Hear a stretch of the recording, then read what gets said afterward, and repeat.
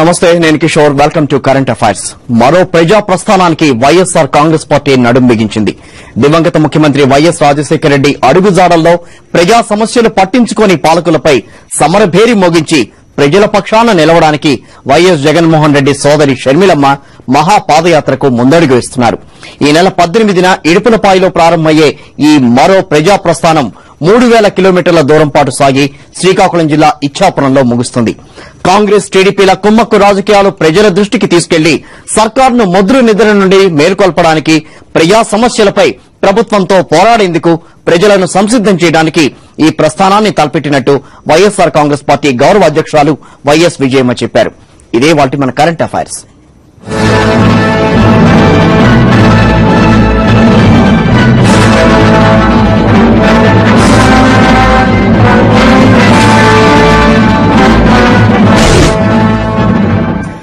ఈ నెల 18 నుంచి షర్మిల పాదయాత్ర ప్రారంభమవుతుందని వైఎస్ఆర్ కాంగ్రెస్ పార్టీ గౌరవాధ్యక్షులు వైఎస్ విజయమ్మ ప్రకటించారు. ఇడుపులపాయ నుంచి ఇచ్చాపురం వరకు సాగే పాదయాత్రలో వైఎస్ విజయమ్మ, వైఎస్ భారతి కూడా షర్మిలకు సహకరించనున్నట్టు వైఎస్ విజయమ్మ స్పష్టం చేశారు. సర్కారు వైఫల్యాలపై ప్రతిపక్షం మౌనంపై జనంలోకి వెడుతున్నట్టు ఆమె తెలిపారు. అనంతపురం, కర్నూలు జిల్లాల గుండా తెలంగాణ జిల్లాల్లోనూ 3000 కిలోమీటర్ల పాటు పాదయాత్ర సాగుతుందని వైఎస్ విజయమ్మ మీడియాకు వివరించారు. రోడ్డు మ్యాప్ వివరాలు తర్వాత వెల్లడించనున్నట్టు ఆమె స్పష్టం చేశారు. ప్రజల మధ్యకు ఆ రోజు రాజశేఖర రెడ్డి గారు ఏ విధంగా ప్రజల దగ్గరికి వచ్చారో ఆ రోజున్న పరిస్థితుల్లో ఈ రోజు అంతకంటే అధ్వానంగా ఉన్నాయనుకుంటే వాళ్ళ పరిస్థితులు. ఆ రోజు ఆయన వచ్చి ప్రజలకు ఏ విధంగా భరోసా కల్పించారో ఆ విధంగా ఆయన స్ఫూర్తితోటి ఈ పాదయాత్ర చేయాలని చెప్పి ప్రజల మధ్యలో ప్రజల పక్షంగా ఎప్పుడూ వైఎస్ఆర్ కాంగ్రెస్ పార్టీ ఉంటుందని చెప్పాలని చెప్పి ప్రజల మధ్యకు వెళ్లాలని, పాదయాత్ర చేయాలని నిర్ణయించుకోవడం జరిగింది. జగన్ బాబు ఆయన రాలేని పరిస్థితులు ఉన్నారు కాబట్టి షర్మిలమ్మ మొదలు పెడుతుంది. అప్పుడప్పుడు వారంలో 2-3 రోజులు మేము కనిపిస్తూనే ఉంటాం. తర్వాత అప్పుడప్పుడు భారతమ్మ కూడా వస్తూ ఉంటుంది. అప్పుడప్పుడు పాదయాత్ర సాగుతుంది. ఏ రోజైతే జగన్ బాబు వస్తారో ఆ రోజు జగన్ బాబు దీన్ని కంటిన్యూ చేస్తారు, పూర్తి చేస్తారు. ప్రభుత్వానికి ప్రజా సమస్యలు పట్టకపోతే ఏం చేయాలి? అన్నార్తుల ఆర్తనాదాలు వినపడనట్లుగా పాలకులు చెవుడు నటిస్తే ఏం చేయాలి? ప్రభుత్వం తన బాధ్యతల్ని మర్చిపోయి ప్రజల కష్టాలను గాలి కొదిలేస్తే ఇక చేయడానికేముంటుంది? పిడికెళ్లు బిగించి పాలకుల మెడలు వంచి ప్రజా సమస్యల పరిష్కారానికి సమరభేరి మోగించటమే ఇక మిగిలింది. ఆ మహాసంగ్రామాన్ని ముందుండి నడిపించడానికే మరో ప్రజా ప్రస్థానం పేరిట షర్మిల పాదయాత్రకు ముందుకు కదిలారు.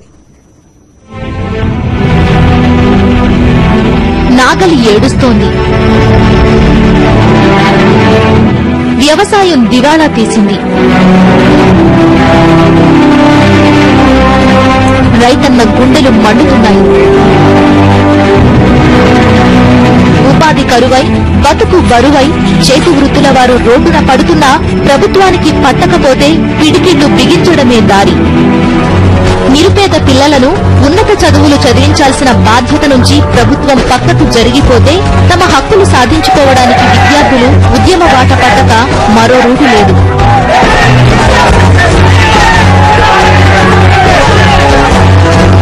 అవి ఇవి అని లేదు. అన్ని రంగాల్లోనూ అన్ని వర్గాల్లోనూ పాలకులు రాజేసిన అశాంతి పోవాలంటే గాంధేయ మార్గంలో పోరాటమే చేయాలి. వైఎస్ఆర్ కాంగ్రెస్ పార్టీ అందుకే ప్రజల పక్షాన వకాల్తా పుచ్చుకుని నిర్ణయించుకుంది. ప్రజల తరపున పిడికిళ్లు బిగించి ఆ ప్రజల కోసమే మహా సంగ్రామానికి సిద్దమవుతోంది. ఆ క్రమంలో భాగంగానే మొద్దు నిద్రపోయే పాలకుల గుండెల్లో భూకంపాలు సృష్టించేందుకు షర్మిలమ్మ పాదయాత్రకు ముందడుగు వేశారు.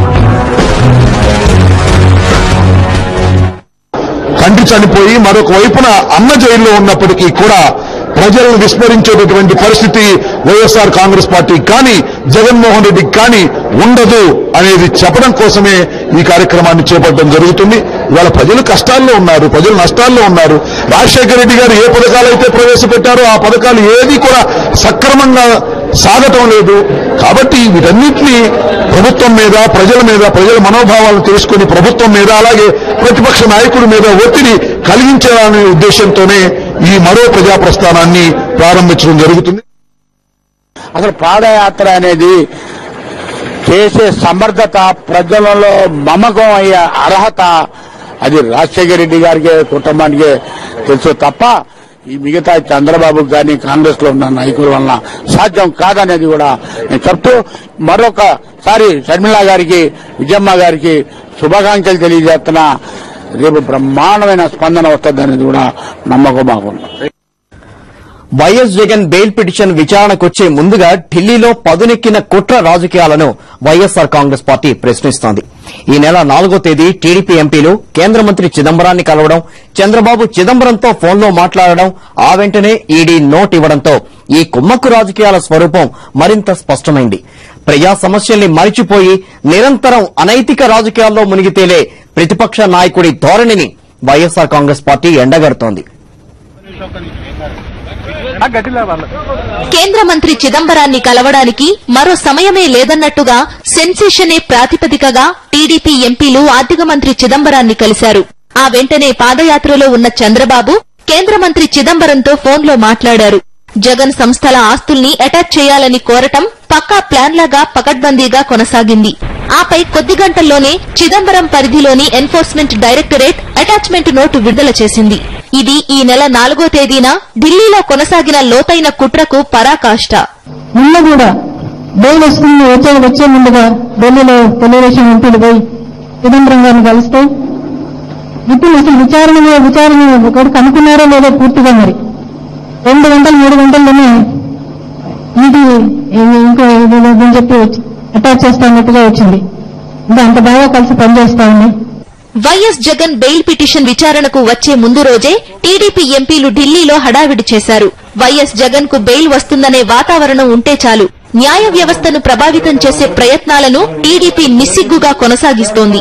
ఇలాంటి చంద్రబాబు కుటిల యత్నాలను షర్మిల మరో ప్రజాప్రస్థాన పాదయాత్ర ఎండగట్టనుంది. అంతా 3000 కిలోమీటర్లు నడవటం అంటే నిజంగా చిన్న విషయం కాదు. ఒక సాహసోపేతమైన నిర్ణయమే.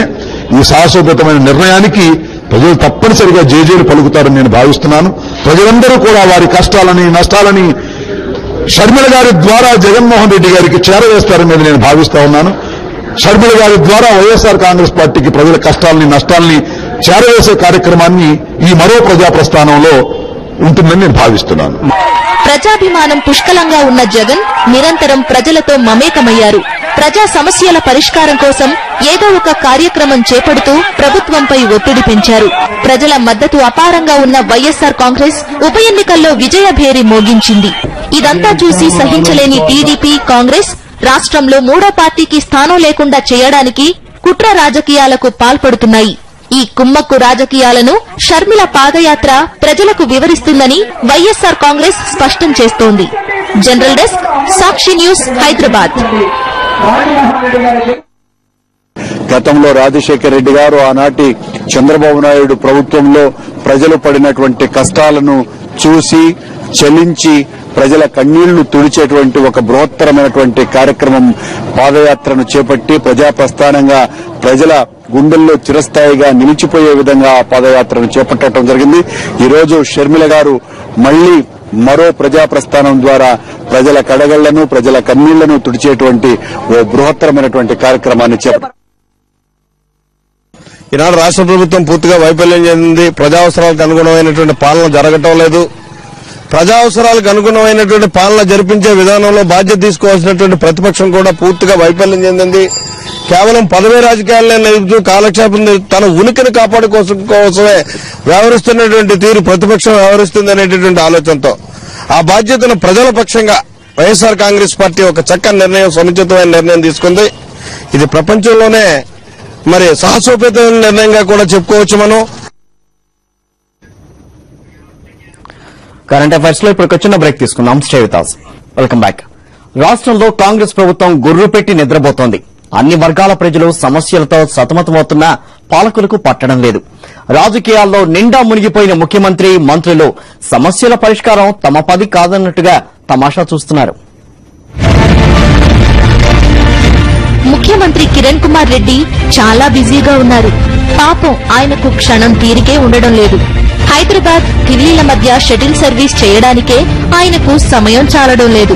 ఇక ఆయన కేబినెట్ లోని మంత్రులకు వారికుండే తలనొప్పులు వారికున్నాయి. వెరసి ఎవరికీ ఖాళీ లేదు. ఇదే అదునుగా ప్రజలు సమస్యలను కొని తెచ్చుకుని పాలకులను చీకాకు పెడుతున్నారు. వ్యవసాయం పరిస్థితి ఏం బాగాలేదు. రైతులు నిండా దివాళా తీశారు. నిజమే, కానీ కారణం ఎవరు? నైరుతి రుతుపవనాలు వచ్చినట్లే వచ్చి 4 జల్లులు కూడా కురవకుండా మోసం చేసి వెళ్లిపోతే పాలకులు మాత్రం ఏం చేస్తారు? కొన్ని విత్తనాలు బుద్ధిగా మొలకెత్తి క్రమశిక్షణతో ఏపుగా పెరిగి లాభాల పంట పండించకపోతే ప్రభుత్వం ఏం చేస్తుంది? పంటలకు పట్టిన చీడపీడల విరగడ కోసం కొన్న పురుగు మందులు పనిచేయక పంట నాశనమైతే బతుకు దివాళా తీసి రైతులు ఆత్మహత్యలు చేసుకుంటే ప్రభుత్వం ఎలా ఆపగలుగుతుంది? గుండెపోటుతోనో రోడ్డు ప్రమాదాల్లో గాయాల పాలై ఆయుష్ తీరిపోయి ఎవరైనా చనిపోతే ఎవరు మాత్రం ఏం చేయగలరు? చీటికి మాటికి 104, 108 కోసం పేదలు ఎదురు చూస్తే ఆరోగ్యశ్రీలో మాయదారి రోగాలన్నీ చేర్చాలని గొంతెమ్మ కోరికలు కోరితే దానికి పాలకులదే బాధ్యతంటే ఎలా? దానిపై నానా యాగి చేస్తే ఏం న్యాయం? శరీరంలో ఓపిక లేక, జేబులో డబ్బుల్లేక, ఆస్పత్రుల్లో వైద్యం అందక, నుదుటిపై ఆయుష్ లేక చనిపోతే ప్రభుత్వాలదే నిర్లక్ష్యం అనడం పరమ దుర్మార్గం కాదు? ప్రభుత్వం దగ్గర సమయానికి డబ్బుల్లేక బీద పరిస్థితిలో ఉంటే ఫీజు రియంబర్స్మెంట్ చెల్లించాల్సిందేనని విద్యార్థులు గొడవ చేయడం న్యాయమా? తలరాత. మంచి చదువులు చదువుకునే రాతే ఉంటే చదువుకునే స్తోమత తానంతట అదే వస్తుందన్నది పాలకుల ఫిలాసఫీ. రుణాలివ్వడం లేదంటూ మహిళలు పాలకులనే ఆడిపోసుకుంటే అంతకన్నా ఘోరం ఇంకేమైనా ఉంటుందా? యంత్రాలొచ్చి చేతి వృత్తులను తినేస్తే చేనేతన్న నూలుపోగుకు ఉరేసుకుని ఉసురు తీసుకుంటే కమ్మరన్నా, కుమ్మరన్నా, వడ్రంగన్నా తమ తమ ఇళ్లల్లో పొయ్యిలో నిద్రపోతున్న పిల్లిని చూసి బోరుమంటే చాకలన్నా, మంగలన్నా కార్పొరేట్ పోటీ తట్టుకోలేక ఆకలి కేకలేస్తే సచివాలయంలో ఉన్న మంత్రులకు ఎలా తెలుస్తుంది? క్యాంప్ ఆఫీస్లోని ముఖ్యమంత్రికి ఎవరు చెబుతారు? ఎవరూ చెప్పక, ఏమీ తెలియక పాలకులు కాస్త ఖాళీ దొరికింది కదా అని నిద్రపోతే దానికి గొడవ చేస్తే ఏమనాలి? ఎవరి కష్టాలకు వారి పాపపుణ్యాలే కారణమని, కిందటి జన్మలో చేసుకున్న పాపాలే ఈ జన్మలో సమస్యలై వెంటాడతాయన్న కర్మ సిద్ధాంతాన్ని పేదలు నమ్ముకోవాలని ప్రభుత్వం భావిస్తోంది. సమస్యలను అనుభవించడం మినహా ప్రజలు కాని తాము కాని చేసేదేమీ లేదన్నది పాలకుల తత్వం. అందుకే ఈ క్లారిటీతోనే పాలకులు సమయం వృధా చేయకుండా గుర్రు పెట్టి నిద్రపోతున్నారు. చాలా ప్రశాంతంగా నిద్రపోతున్నారు. ఎలాంటి ఉత్కంఠ లేకుండా హాయిగా నిద్రపోతున్నారు. గుండెల మీద చెయ్యేసుకుని కాళ్లు నిగడగన్నుకుని పాలకులు నిద్రపోతున్నారు. ప్రభుత్వం రాష్ట్ర సమస్యల తీరిలా ఉంటే అవిశ్వాస తీర్మానాన్ని రాజకీయ ఎత్తుగళ్లకు వాడుకుని చిట్ట చివరకు ప్రభుత్వాన్ని గట్టెక్కించేలా చక్రం తిప్పిన ఘనత చంద్రబాబుది. బాధ్యతాయుత ప్రధాన ప్రతిపక్షంలో ఉన్న చంద్రబాబు ఆ స్థానానికి ఇవ్వాల్సిన ప్రాధాన్యత ఏనాడు కూడా ఇవ్వలేదు. పలు సందర్భాల్లో కిరణ్ సర్కార్ను కంటికి రెప్పలా కాపాడేందుకు చంద్రబాబు తన శక్తియుక్తులన్నీ ఉపయోగించారు. అవిశ్వాసం అంశం తెరపైకి వచ్చిన క్షణం నుంచి చంద్రబాబు పూటకో మాట, రోజుకో అవతారం అన్నట్టుగా వ్యవహరించారు. అసలు టీడీపీ అంటున్న అవిశ్వాసం ప్రభుత్వాన్ని పడగొట్టేందుకా లేక కిరణ్ సర్కారును నిలబెట్టేందుకా అనే అనుమానం అవిశ్వాసం పెట్టక ముందు నుంచే అందరిలో కలిగింది. ఈ అనుమానాలకు చంద్రబాబు వివిధ సందర్భాల్లో చేసిన వ్యాఖ్యలు మరింత బలాన్ని చేకూర్చాయి. ప్రభుత్వానికి సరిపోయే బలం లేనప్పుడు అవిశ్వాసం గురించి కలలో కూడా ఆలోచించని చంద్రబాబు పీఆర్పీ కాంగ్రెస్ లో విలీనమైన తరువాత అవిశ్వాస రాజకీయాలకు తెరలేపారు. ఇక ప్రభుత్వానికి ఢోకా లేదని అనుకున్న తరువాత అవిశ్వాసం ఎపిసోడ్ నడిపారు. మరి చంద్రబాబు నాయుడు గారు ఆ రోజు అవిశ్వాసం చిరంజీవి ఉన్నప్పుడు అప్పుడేమో అవిశ్వాసం పెట్టలేదు. చిరంజీవి కలుసుకునేంత వరకు కాంగ్రెస్ పార్టీకి నిలబడ లేదని చెప్పి ఆ రోజు అవిశ్వాసం పెడతా అని చెప్పి పెట్టలేదు. మళ్ళీ అవిశ్వాసం మళ్ళీ రెండోసారి పెట్టారంటే అప్పుడు వైఎస్ఆర్ కాంగ్రెస్ పార్టీని బెదరేయడానికి అవిశ్వాసం పెట్టడం జరిగింది. మరి ఈ రోజు ఇంత దారుణమైన పరిస్థితుల్లో, ఇంత దౌర్భాగ్యకరమైన పరిస్థితుల్లో ప్రభుత్వం ఉంటే ఈ రోజు చంద్రబాబు నాయుడు గారు ఎందుకు అవిశ్వాస తీర్మానం పెట్టడం లేదు? పేరుకు అవిశ్వాసం నోటీస్ ఇచ్చి తాము ప్రభుత్వంపై పోరాడుతున్నట్లు గతంలో సీన్ క్రియేట్ చేశారు బాబు. కాంగ్రెస్ టీడీపీల మధ్య మ్యాచ్ ఫిక్సింగ్ మరింత బలపడిందనడానికి అవిశ్వాసం ఎపిసోడ్లో బాబు సాగించిన హైడ్రామాయే నిదర్శనమనేది అసెంబ్లీ సాక్షిగా బయటపడింది. ఎమ్మెల్సీ ఎన్నికల దగ్గర నుంచి మొన్నటి ఉప ఎన్నికల వరకు పలు సందర్భాల్లో కాంగ్రెస్ తో లోపాయికారీ ఒప్పందం కుదుర్చుకున్న ఘన చరిత్ర చంద్రబాబుది. మొన్నటి అసెంబ్లీ సమావేశాల్లో సైతం ఆయన బాధ్యత గల ప్రధాన ప్రతిపక్ష నేతగా వ్యవహరించలేదు. మరి ఈ రోజు అసెంబ్లీ చూస్తే చంద్రబాబు నాయుడు గారు ఆయన 5 రోజులు అసెంబ్లీ పెడితే బీఎస్సీ మీటింగ్ కు రాలేదు. మిగిలిన మీటింగ్కి వచ్చి పలాని చర్చించాలా, పలాని మాట్లాడాలా అని చేయాల్సిన పరిస్థితి లేదు. మరి 5 రోజులు చూస్తే ఆయన వచ్చింది లాస్ట్ లో ఒక 5 మినిట్స్ అట్లా వచ్చి కూర్చొని 3వ అర్జున్ అయిపోతాను వెళ్ళిపోవడం జరిగింది. వాళ్ళు గట్టిగా అసలు టీఆర్ఎస్ అని చెప్పారు, మనల్ని బయటకు పంపించేసి అసెంబ్లీ జరుపుతుందని చెప్పడం జరిగింది. మరి ప్రభుత్వానికి లేదు అసెంబ్లీ నడపాలని, ప్రజల పక్షంగా ఉండాలని, ఇటు చూస్తే ప్రతిపక్షానికి లేదు. అధికార కాంగ్రెస్ తో ప్రధాన ప్రతిపక్షం టీడీపీ కుమ్మక్కు రాజకీయాలను కొనసాగిస్తోంది. పైకి విమర్శిస్తూ లోన లోపాయికారి ఒప్పందాలను కుదుర్చుకునే చంద్రబాబు వైఖరిని షర్మిల చెయ్యనున్న మరో ప్రజా ప్రస్థాన పాదయాత్ర తీవ్రంగా ఎండగట్టనున్నది. చంద్రబాబు కుమ్మక్కు కుటిల రాజకీయాలను ప్రజలకు సమగ్రంగా వివరించనున్నది. జనరల్ డెస్క్, సాక్షి న్యూస్, హైదరాబాద్. షర్మిలమ్మ పాదయాత్రకు మొదలు పెట్టడం మా అందరికీ కూడా చాలా గర్వకారణంగా ఉంది. దేశ చరిత్రలో ఇంతవరకు కూడా ఏ మహిళ కూడా పాదయాత్ర చేసిన దాఖలాలు ఎక్కడా కూడా లేవు. అలాంటి ఇన్ని సంవత్సరాల నుంచి కూడానండి మనకు ఇప్పుడు షర్మిలమ్మ పాదయాత్ర చేయటం అందరికీ కూడా కొత్త ఉత్సాహాన్ని ఇచ్చినట్టుగా ఉన్నదండి. మరో ప్రస్థానం అన్నది మా అందరికీ కూడా చాలా ఉత్సాహాన్ని ఇచ్చింది. ప్రతి శ్రేణి కూడా అందరూ కూడా ఎప్పుడెప్పుడా ఎదురు చూస్తున్నాం. దిగ్విజయంగా సక్సెస్ అవుతుందనేసి మేము మనస్ఫూర్తిగా కోరుకుంటున్నాము. మేము ఆంధ్ర రాష్ట్రం ప్రజలంతా కూడా కోట్లాది జనాలు కూడా ఈ రోజు హర్షాతిరే సంతోషిస్తున్నారు. చాలా మంది కూడా వాళ్ళు పాదయాత్ర దిగ్విజయంగా సక్సెస్ అవుతుందనేసి కూడా చాలా మంది కూడా రాజన్న గుర్తును మళ్లీ తీసుకురావడానికి షర్మిల గారు ఏదైతే పాదయాత్రను తీసుకున్నారో దాన్ని వరంగల్ జిల్లా వాసులుగా మేము గర్విస్తున్నాం, స్వాగతిస్తున్నాం. మరి వరంగల్ జిల్లాలో కూడా కొండా దంపతుల నాయకత్వంలో వైఎస్ షర్మిలమ్మ గారిని ఘన స్వాగతం పలికి ఆమె యొక్క పాదయాత్రను విజయవంతం చేయడానికి మైనార్టీలు అంతా కూడా షర్మిలమ్మ గారు పాదయాత్ర చేయడం మంచి ఉద్దేశము. ఆమె ప్రజల కొరకు ప్రజా సమస్యలను తెలుసుకుని రాజశేఖర రెడ్డి గారి బాటలో నడుస్తూ మహబూబ్నగర్లో పెండింగ్ ప్రాజెక్టులు గాని ఇతర సమస్యల మీద పాదయాత్ర చేస్తుంది కాబట్టి మేమంతా స్వాగతిస్తున్నాము. జగన్మోహన్ రెడ్డిని జైల్లో పెట్టినాకంగా విచ్చలవిడిగా ఉన్న పథకాలని తొక్కేస్తున్నారు. అసలు ఏమే గాని పిల్లలకు చదివించుకోవడానికి లేదు, ఇంట్లో కరెంట్ లేదు, గ్యాస్ వంట చేసుకున్న గ్యాస్ లేదు, అన్ని పూర్తి నిర్వీర్యం చేస్తున్నారు. ఇలాంటి పరిస్థితుల్లో మళ్ళీ మాకు షర్మిలమ్మ పాదయాత్ర చేస్తుందన్న ఒక నూతన ఉత్సాహం వచ్చేసింది. తగిన టైంలో తగిన నిర్ణయం తీసుకుని ఇది అఖండ ప్రజా విజయంగా దారితీస్తుంది అనేది నా అభిప్రాయం. దీన్ని సక్సెస్ గా అందరూ చేయాలని నా అభిప్రాయం. మా మహిళా లోకానికే కాదు ఈ సర్వ ప్రపంచం అంతా ఆనందించదగ్గ విషయం. వైఎస్ రాజశేఖర రెడ్డి గారి హయాంలో ఎన్నో సంక్షేమ పథకాలు చేసినారు. కానీ ఇప్పుడైతే కాంగ్రెస్ తెలుగుదేశం రెండు కుమ్మక్కై అసలు సంక్షేమ పథకాలే అభివృద్ధి లేదు. ఇళ్ల స్థలాలు ఇలా, స్కాలర్షిప్లు ఇలా, అభయస్థం పింఛని ఇలా ఇన్నేటిగా కట్ చేసేస్తాండ్రు మొత్తము. ఇలా జరగకుండా ఈ షర్మిలమ్మ పాదయాత్రతో ప్రజల్లో చైతన్యం వచ్చి రాబోయే ఎలక్షన్ లో అత్యధిక మెజార్టీతో జగనన్న పార్టీని గెలిపిస్తామని మేమందరం ఏకకంఠంతో సెలవిస్తున్నాం. జై జగన్. కిరణ్ కుమార్ రెడ్డి గారు ఇందిరమ్మ బాట, చంద్రబాబు గారు మీకోసం అని చెప్పి ఆయన బాట, ఈ రెండు బాటలు ప్రజలు అర్థం చేసుకున్నారు. ఎందుకంటే ఇవాళ చరిత్రాత్మక నిర్ణయం తీసుకున్నారు వైఎస్ఆర్ కాంగ్రెస్ పార్టీ. అది ఏమిటంటే భారతదేశంలో ఎవరు ఏ ఆడ కూతురు కూడా 3000 కిలోమీటర్లు నడిచినట్టు ఇంతవరకు దాఖలాలు లేవు. షర్మిలమ్మ గారి పాదయాత్ర ముందు ఇందిరమ్మ బాట వస్తున్న మీకోసం ఈ రెండు యాత్రలు కూడా అట్టర్ ఫ్లాప్ అవుతాయి. ఖచ్చితంగా దివంగత ముఖ్యమంత్రి రాజశేఖర రెడ్డి గారు ఏ ఆశయంతో అయితే, ఏ సంకల్పంతో అయితే ఈ రాష్ట్రాన్ని పరిపాలించాడో అలాంటి సువర్ణ అక్షరాలతో తిరిగి వైఎస్ఆర్ కాంగ్రెస్ పార్టీ అధికారంలోకి రావాలన్న ఉద్దేశం. రాజశేఖర రెడ్డి గారు తనయురాలు షర్మిల గారు చాలా చరిత్రాత్మకమైనటువంటి నిర్ణయం తీసుకున్నారు. నిజంగా ఇది చాలా హర్షణీయం. ఇవాళ రాష్ట్రానికి నేనున్నాను అని వారు ప్రజలందరి దగ్గరికి వచ్చి 3000 కిలోమీటర్ల పాదయాత్ర చేయటం, అంత చిన్న వయసులో ఆడపిల్ల అయినా కూడా, పాప అయినా కూడా చేయటం నిర్ణయం చాలా హర్షణీయం. మేము ప్రజలందరూ వారి వెనకాల మద్దతు ఇస్తారు. రాజశేఖర రెడ్డి గారు ప్రవేశపెట్టిన సంక్షేమ పథకాలన్నీ కూడా మళ్ళా తిరిగి అమల్లోకి రావాలంటే షర్మిలమ్మ పాదయాత్ర చేయడంతో జగన్ జైల్లో ఉన్నాడని ఎవరు దిగులు పడాల్సిన అవసరం లే. మళ్ళా అన్ని కూడా సంక్షేమ పథకాలు అమల్లోకి వస్తాయి. ప్రతి మహిళ, పేద, బడుగు బలహీన వర్గాలన్నీ కూడా మళ్ళా లబ్ది పొందుతాయి అనేసి మరో ప్రజా ప్రస్థానంతో మరోసారి ప్రజల కోసం మహోద్యమ నిర్మాణానికి పూనుకుంటోంది వైఎస్ఆర్ కాంగ్రెస్ పార్టీ.